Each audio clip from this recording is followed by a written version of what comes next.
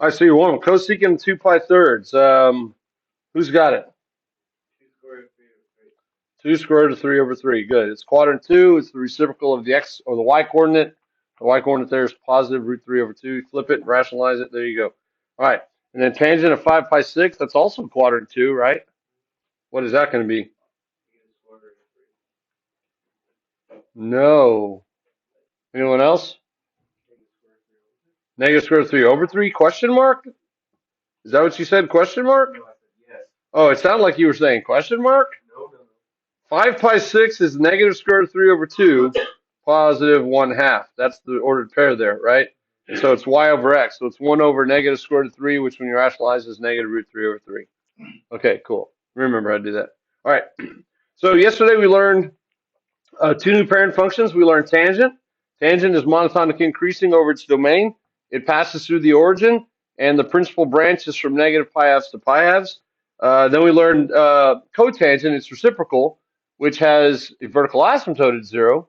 And it starts high, it hits the axis, and then it goes low, which Lawson said we can use the first part of Chala to remember that.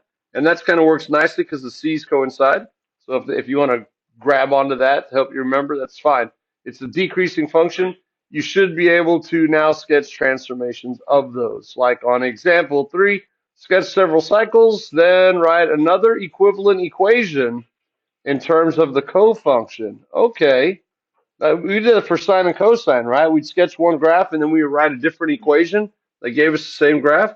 We're going to be able to do that here. Okay. So 2 tangent of x plus 1. What's the parent function? Tangent, right? So tangent is the parent function. What is the 2 going to do? Vertical stretch by a factor of what? 2. And then what is the plus 1 going to do? Up 1. Okay. So let's think about it. If I come up here to tangent and I vertically stretch this purple graph first by a factor of 2, is that really going to change much? Is it going to change any of the features? It's just going to be water. Steeper. It'll be steeper. Instead of going through the x-axis at a slope of 1, it'll go through the x-axis at a slope of 2. Okay, so it's just going to be a little bit steeper. We don't really ever show that when we sketch the graph, do we? But we know that it happened. Okay, but what is the plus 1 going to do? Is that significant? It does, because that's going to take your inflection values where the curvature changes, which normally start on the x-axis. They're going to now be what? They're all going to be up 1 at y equals 1. Okay, so let's keep that in mind. So as we set up our table here for this graph, we'll do a y-axis, we'll do an x-axis. I'm going to go ahead and say that here is 1. I moved it up 1.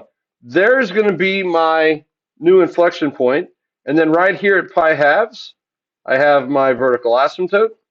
And then right here at pi, that's the next one, same distance away, I have my inflection point. And then over here at 3 pi halves, I have my vertical asymptote. And I'll go one more. This will be at 2 pi. I have my inflection point. So just like we did for the parent function, we're counting by pi halves, which is a half cycle. 1 pi half, 2 pi halves, 3 pi halves, 4 pi halves. Except instead of putting the inflection points on the x-axis, I'm just kind of drawing them up there. I don't want to put like a horizontal line. I just know to put the dots up there at 1. And then I'll go to the left a little bit. I'll put my marks down first. And now I'll just say negative pi halves, negative pi, negative 3 pi halves, negative 2 pi. And then I'll put the information. So it's going to be asymptote, inflection value, asymptote, inflection value. And now all I have to do is connect those dots and make sure when you draw it, try to get in the habit of drawing them correctly. Draw it in 2 strokes, okay? An increasing concave downstroke to the inflection point, and then an increasing concave upstroke to the right of it, okay? So it's going to look like this, and then it's going to look like this. And it's going to try to make each of the branches, we call each of these cycles, we call them branches as well. Try to make them all symmetrical to each other. Now I know that you can look at that graph and you can tell right away, hey, that looks twice as steep as the parent function. And that's what I'm going to do when I look at yours. I'm going to say, yeah, it looks twice as steep. I may ask you to describe it, so you have the VSBFO2, which tells me that you know what it's doing, but we don't really show that. And that's it. All right, now, here's the fun part. It says to write an equivalent equation in terms of its cofunction. Cofunction. I can write another one in terms of tangent pretty easily just by shifting over a full period, which is still pi. But if I want to do it in terms of its cofunction, that's going to be a little bit more interesting. So let's come down here and write one. What's the first most obvious thing to you that I'm going to have to do if I want to write this as a cotangent function? What did you say, Barry? Okay, I'm going to write cotangent. Is it still going to be positive 2 in front? No. What's it going to be? Very good. It's got to be a negative 2. Okay? Anytime you have a tangent function and you're writing it in terms of a cotangent, you got to change the sign of the amplitude. Or we don't even call it amplitude anymore. You got to change the sign of the a value. And vice versa. If you have an equation of cotangent and you want to write it in terms of tangent, you got to change the sign of the a value. And the reason being is tangent is increasing and cotangent is decreasing. And the way you get an increase and a decreasing function for these two is you reflect it across the x-axis. And that's the first thing you do. Okay, so now I got negative 2, which makes cotangent an increasing function. Is it still going to be a plus 1 at the back? Are the inflection values still up one from where they were? They still are. They still are where they're at. So it's still going to be a plus 1 on the back end. The only difference, though, is I have to have a horizontal shift.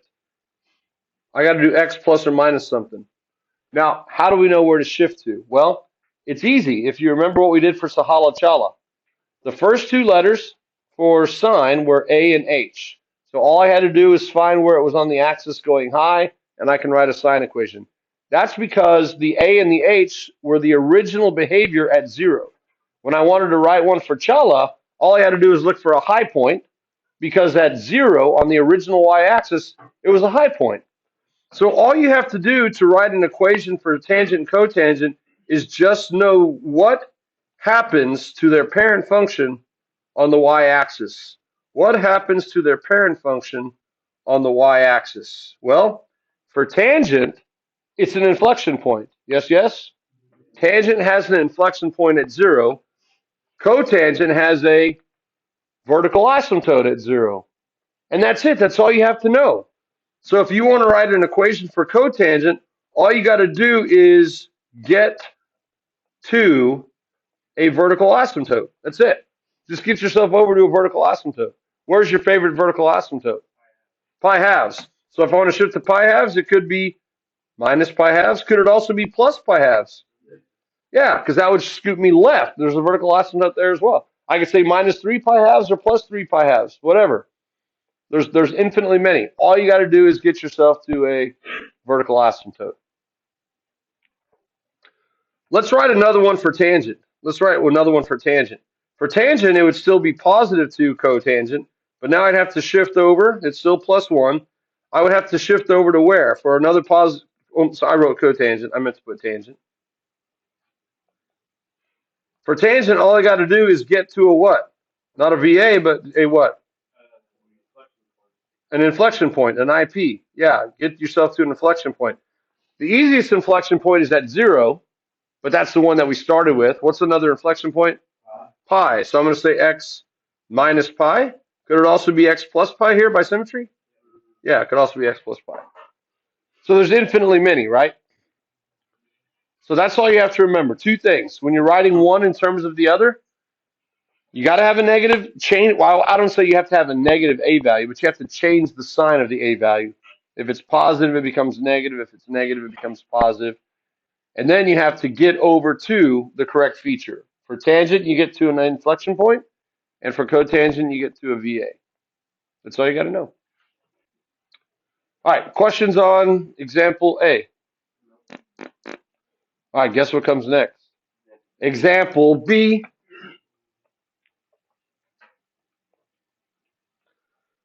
All right, parent function is who?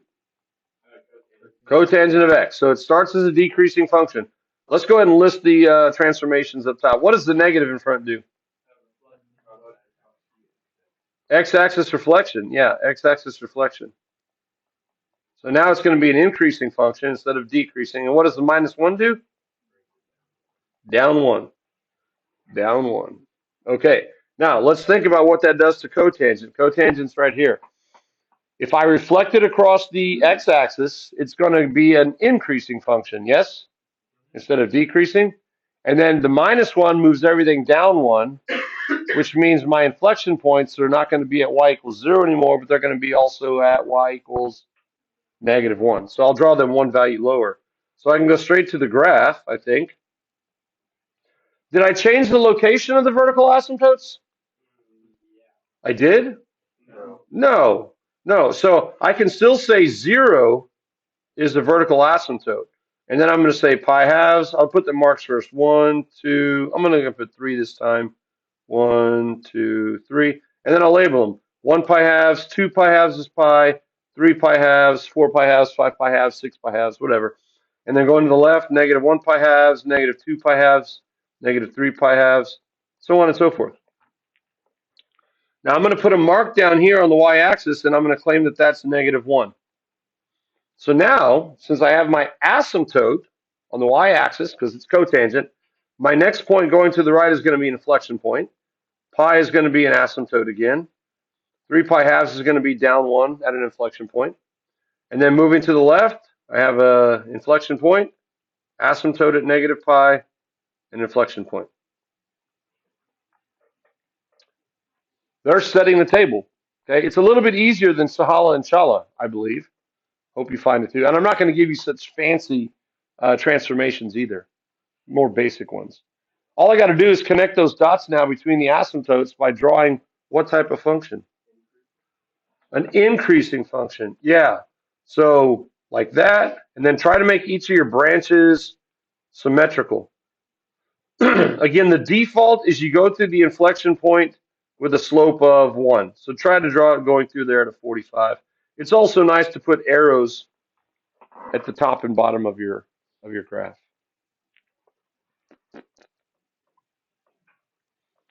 All right, take a moment now and write another equivalent equation in terms of its cofunction, tangent. I'll let you do that on your own. Write another equation in terms of tangent.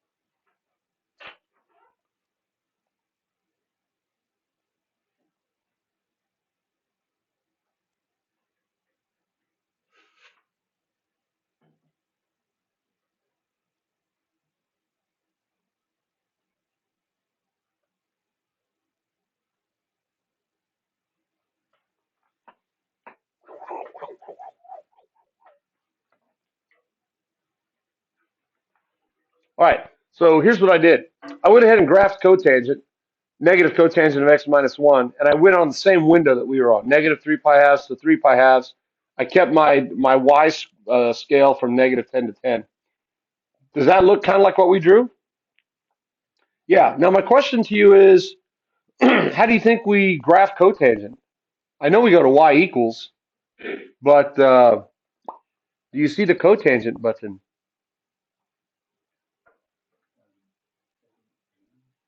Secant tan. If you do secant tan, if you remember from 5.1, that'll actually take the inverse tangent of a ratio to give you the angle. That's not what we want. Secant tan is inverse tan. That undoes tangent. We want the reciprocal of tangent, don't we? 1 over tangent. There you go. So that's how I typed it in. I put a negative out front, parentheses, and then I did my alpha x to get the horizontal division bar, 1 over tangent of x minus 1. And I'm in radian mode, by the way. So that's how you would type in cotangent. If you similarly wanted to type in cosecant, you would do 1 over sine. If you needed to type in secant, you would do 1 over cosine. Okay?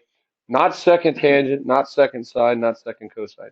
All right, now let's see how y'all did here. If I'm going to write an equivalent equation, I have y equals. What do I know for sure has to happen to the a value? If it's negative to start with, it's what now? Positive. And it was -1, so now it's going to be +1, so I don't have to write anything. It's tangent of x plus or minus something minus 1. Minus pi halves. All I got to do is get over to an inflection point, right? Does that get me over to an inflection point? It does. It gets me over to the closest inflection point. Let's see if that works. I'll go to y2. I'll type in tangent of, it opens parentheses, x minus alpha x pi divided by 2, close parentheses, minus 1. There's the tangent button. So if this is in fact an equivalent equation, what should I see when I hit graph? I should see the drawn. I should see it traced. I should see it drawn over. Let's see. Oh, Wyatt, you did it. By Jove, you did it. Are there any other equivalent ones? Yes. How many? Infinitely many. And it's positive 10 instead of -10 because it was started with negative for Right, right. Because it was a negative cotangent, it was an increasing function. Tangent is already an increasing function, so we don't have to flip it. You can think of it that way as well. But the rule is, anytime you go from cotangent to tangent or tangent to cotangent, you have to change the sign of the a value. Yeah, every time. How far apart are all your horizontal shifts from each other that give you equivalent graphs? How far apart are all those inflection points? Pi. That's the period, right? It's easy to look in between vertical asymptotes and say that's a full cycle, but you also have to remember between inflection values also is a full cycle. It's just easier to look at the principal branches as a complete connected line between via vertical asymptotes, not interrupted by the VA. Okay, let's look at letter C. For the first time now, we're doing a little horizontal shift, aren't we? A little horizontal shift, a little shuffle. We're moving and grooving. What does the 2 do to the parent function? I didn't even ask what the parent function is. It's a gimme. It's tangent. What does the 2 do if it's in front of the x?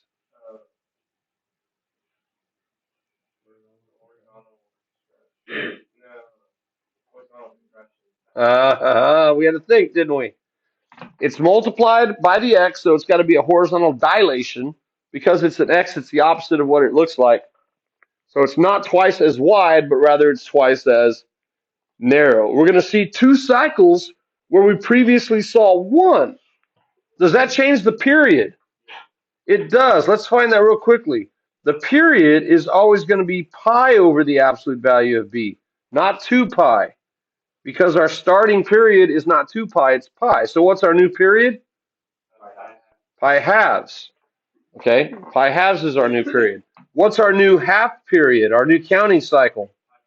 Pi fourths, okay? There's no more important value then than pi fourths. That's half the period.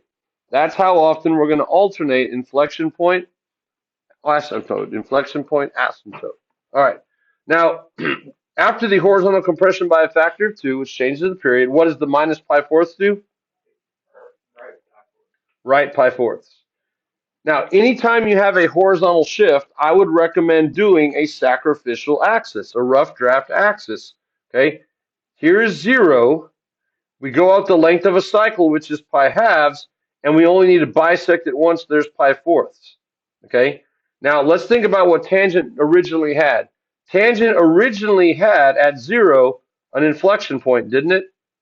And then it had a vertical asymptote, and then another inflection value. That's how tangent operates. At 0, it has an inflection point. If we move everything right pi fourths, we're essentially moving everything over exactly 1 critical value, aren't we? So it's not a messy axis. We don't have to make new marks. We're using the same marks. We're literally just picking it up and moving it over 1 click and setting it back down. Everyone see that? All right, so Instead of having a inflection point at 0, what are we going to have? An asymptote. And instead of having an asymptote at pi fourths, we're going to have an inflection value, so on and so forth. Okay? So that gives us a little way to sketch the graph. So come down here below, y-axis, x-axis. We can put our marks if we want. We could just say 1, 2. I'm going to put 3 on the left and 3 on the right. And I can label them. What am I counting by? Pi fourths now. So there's 0, of course. I got 1 pi fourths, 2 pi fourths is pi halves, and 3 pi fourths. Moving left, I have negative 1 pi fourths, negative 2 pi fourths, which is negative pi halves, and negative 3 pi fourths. Now all I got to do is put my critical values. Okay, we don't have to set up the y-axis because it's infinity, which is good. So they're on the x-axis. I didn't move them up or down at all, but I have to move them right. So the 0, or the inflection value at 0, is now at pi fourths. The vertical asymptote that was at pi fourths is now at pi halves. Now, what's nice for tangent and cotangent is all you need is one critical value, and that determines what the others are, aren't they? If you have an inflection point, the next one is going to be a vertical asymptote. If you have a vertical asymptote, the next one's going to be an inflection point. That's not necessarily true with sine and cosine. If you have an access point, you could go high or low from there. Not the case here, right? So I can just alternate now. I know there's a vertical asymptote at 0. I know there's an inflection value at negative pi fourths. Vertical asymptote at negative pi halves, inflection value, and finishing to the right, inflection value at 3 pi fourths. That's setting the table. Now all I got to do is connect those dots with what? An increasing function or a decreasing function? Increasing. Tangent's increasing. I didn't flip it. So here we go. Increasing, increasing, increasing, increasing. There you go. So this graph looks identical to the parent function, but even though it's compressed by a factor of 2, we don't see that it's compressed by a factor of 2 because we rescaled the x-axis. That's what we're doing. We're always drawing it with kind of the same distance between critical values because we want to stretch it out or compress it to see the good values there. So all we're doing is we're rescaling. The numbers don't lie. So once the x-axis is labeled, they should kind of look the same every time. And that's it. All right, go ahead and write an equivalent equation now in terms of cotangent. I'll let you do that.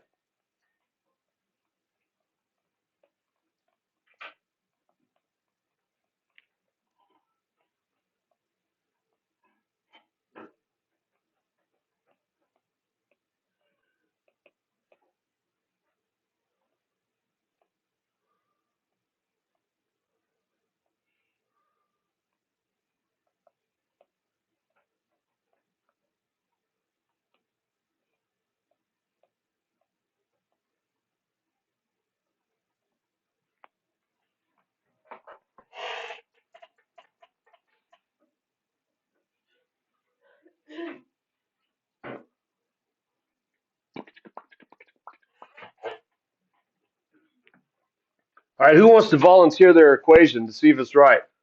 Let's see, we'll go with Ryan because Brock, you get all the answers. Negative coterminal. Negative cotangent. Yeah. Cotangent, and horizontally compressed by factor of 2. Okay. And parentheses x minus pi halves. Before we graph that, anyone object to that? You object? Well, it's right, but I put 2x instead of, I put no shift. Ah. So you just went y equals negative cotangent of just 2x. No shift. Okay, well, let's think about it. The fact that it's negative, Ryan, why did you put a negative in front? You're right, just by the way. Because it started positive tangent. And so if we're going with cotangent, we have to change the sign. Okay, good. And then why'd you go over to pi halves? Why'd you shift right pi halves? What were you looking for? We're looking for a vertical asymptote, aren't we? Because that's what cotangent normally starts with. Cotangent starts with a vertical asymptote. Get over to your favorite vertical asymptote. You went right pi halves. That's fantastic. You could have gone left pi halves. That's fantastic. Or because there was already a vertical asymptote at 0, You didn't need to shift at all. So both of those should work. I'm going to go ahead and try out Ryan's here. If I want to check it, I'm going to type in a negative, and then how do I type in cotangent? 1 over tangent. So I'm going to hit alpha x 1 over tangent. Good. And now I'm going to put 2 parentheses x minus alpha x pi divided by 2. Click to the right, close it for the shift, close it for the angle, and then close it for the reciprocal. Oh my goodness. Oh my goodness. Oh my goodness. Notice the negatives out front though, right? That should work, right? Would you all agree? Did I type it in correctly? We'll know when I hit graph, traced right over it. Perfect. Good job, Ryan. Good job, Brock. I look like a Chase Bank guy to you, and you still look like a Brock to me, so we're even. My calculator like stops at the Well, does anybody's calculator, including mine, show the vertical asymptotes? No, because it's imaginary. It's not really part of the graph. We draw them as guidelines. it like goes up and then like it doesn't go. Then this one like starts down there. Oh, yeah. Here's what I'll tell you about your calculator. Your calculator, if you hit the mode button, it's in function mode. See that? It's in function mode. Your calculator knows that to be a function, it can't be a vertical line, right? A vertical line fails the vertical line test. So these graphs between the asymptotes are getting very, very, very, very steep. But in theory, they're never going vertical, are they? They're getting infinitely close to the asymptote without ever getting vertical. Now, if your calculator runs out of pixel resolutions, it has a very difficult time sometimes showing the difference between something that's very steep, that's not vertical, and vertical. So it doesn't have the horizontal pixel resolution enough to show the difference. So if it goes vertical, a lot of the times your calculator will not even sketch something. And let me see if I can demonstrate that. I went from negative 10 to 10, but if I go from negative 50 to 50, you see how the calculator is going almost vertical now, and it knows it's illegal. So notice on the y-axis, which is what Brady was saying, it doesn't even finish drawing it on the y-axis. Now it does finish drawing it on the others, which surprises me because notice the way that its resolution is set. It's drawing a straight line vertically, isn't it? Or it looks vertical. It may actually be that the pixel on the bottom is a slight half pixel to the left and the pixel at the top, and it's not really vertical. But your calculator doesn't like drawing vertical lines. Let's see if I can really, let's do negative, okay, let's do negative 500 to 500. Now it's going to really try to draw vertical lines. Yeah. It actually is drawing vertical lines. I'm very, very surprised. A lot of times the calculator will just stop there, and you have to realize that even though the graph stops, it continues to go up because the calculator has limits. All right. Good job. Good job. All right. Do we need to do this last one here? The only thing I'm going to do on the last one, I'll kind of skip it, is it's not in standard transformation form yet, is it? Okay, so let's do that. We'll practice that. That's 2 cotangent of, I'll factor the 3 out, and then I get x minus what? Pi 6. Very good. Yeah, when you factor out, you divide out. So pi halves divided by 3 is pi 6.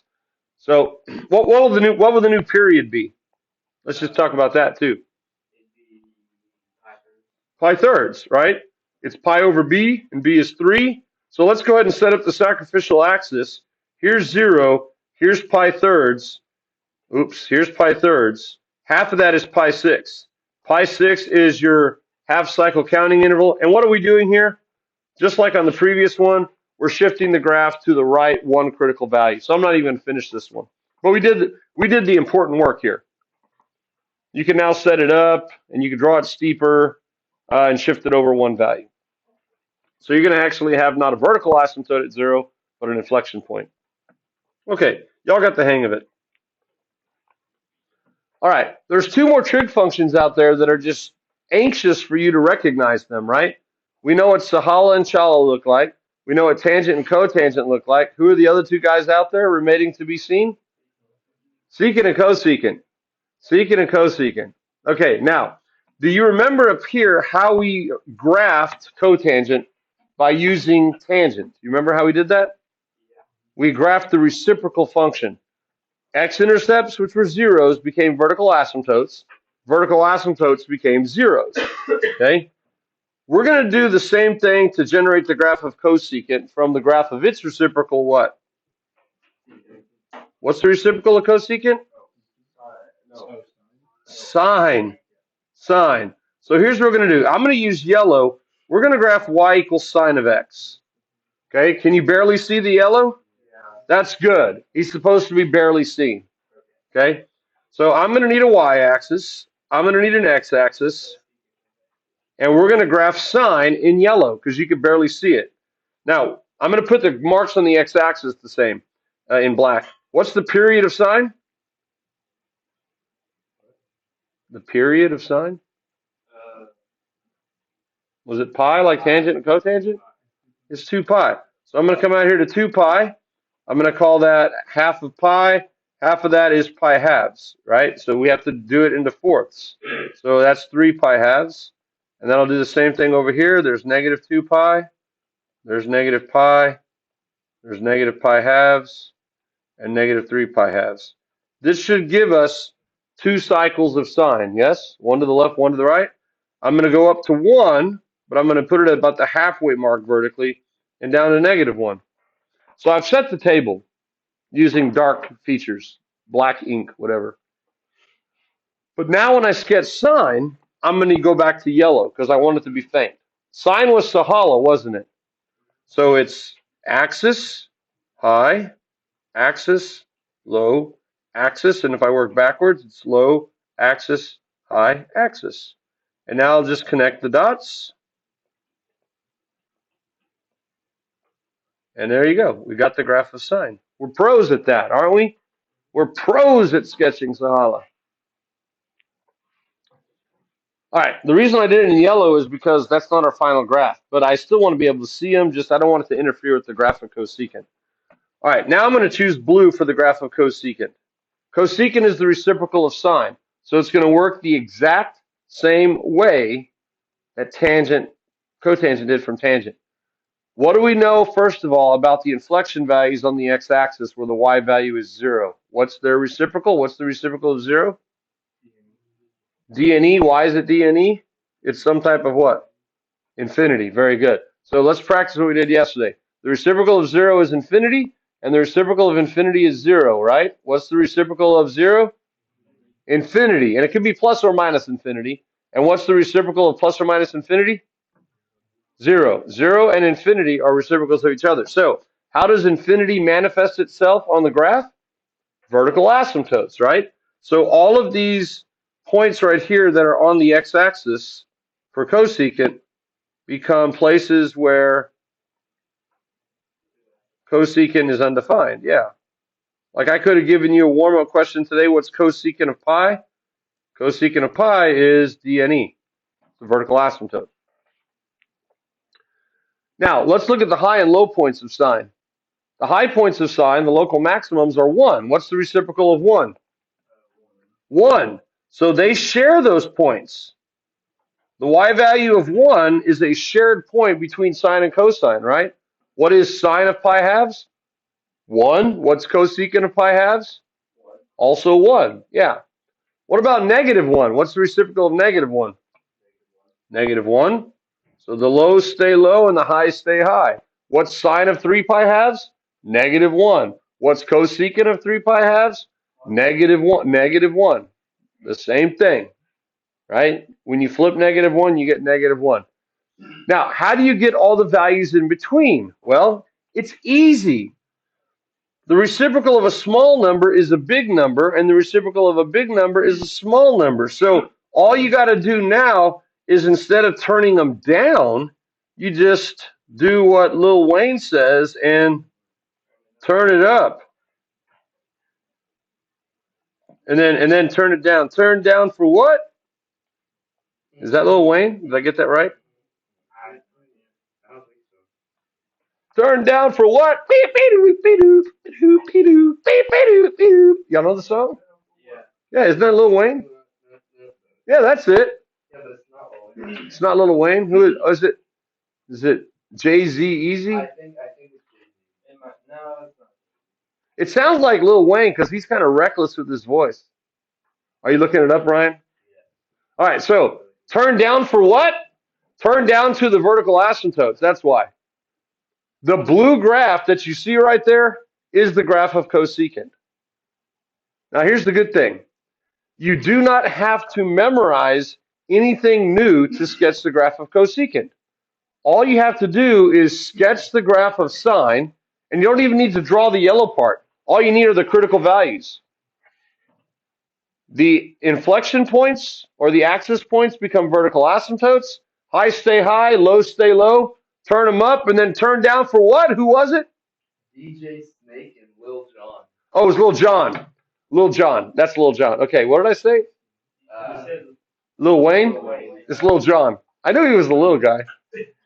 Yeah, it's Lil Jon. That's right. Lil Jon is even more reckless than Lil Wayne. Turn down for what? Lil Jon. There we got it. Okay, now, my question to you is the following. Whoa, see you later. DJ Snake. What's the domain of this function? Is it all real numbers? No. We have vertical asymptotes, bless you, right? So it's going to be the set of all x such that x is not equal to the vertical asymptotes. We have infinitely many. How do we list infinitely many? Pi and. Can we start with 0 instead of pi? Yeah. So I could just say, how far apart are they? They're pi. So pi n, where n is an integer. That works, doesn't it? We don't have to say 0 plus pi n. The vertical asymptotes are pi apart. Okay, what's the range of this function? Is it all real numbers? No. No. From alright, so it's like Negative infinity up to what? negative. The negative one with a bracket, right? They share that point? Union, and then we jump to 1 with the bracket and cruise to infinity. Here's an easy way to remember it. The domain of sine is everything between negative 1 and 1, and the domain of cosecant is everything outside of negative 1 and 1. And they share the endpoint. Okay? You got that? All right. How about any symmetry here? Does this function have any symmetry, x-axis or y-axis, or origin, either one? No. Wait, origin. Origin! Yeah, turn your iPads upside down, and the graph looks identical. So it has origin symmetry, which means it's an odd function, and the consequence of an odd function means that cosecant of a negative input is what? Bring it out front and forget about it. Bring it out front. Bring it out front. Yeah. So far, every trig function has had symmetry. All of them have been odd functions except for which one? Which one was even? Cosine. Yeah, very good. Cosine.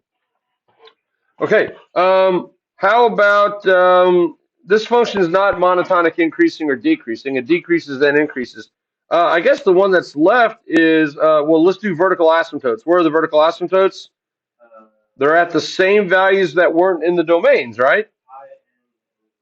Pi n, where n is an integer. Yeah. Now, these are the same as what other trig function?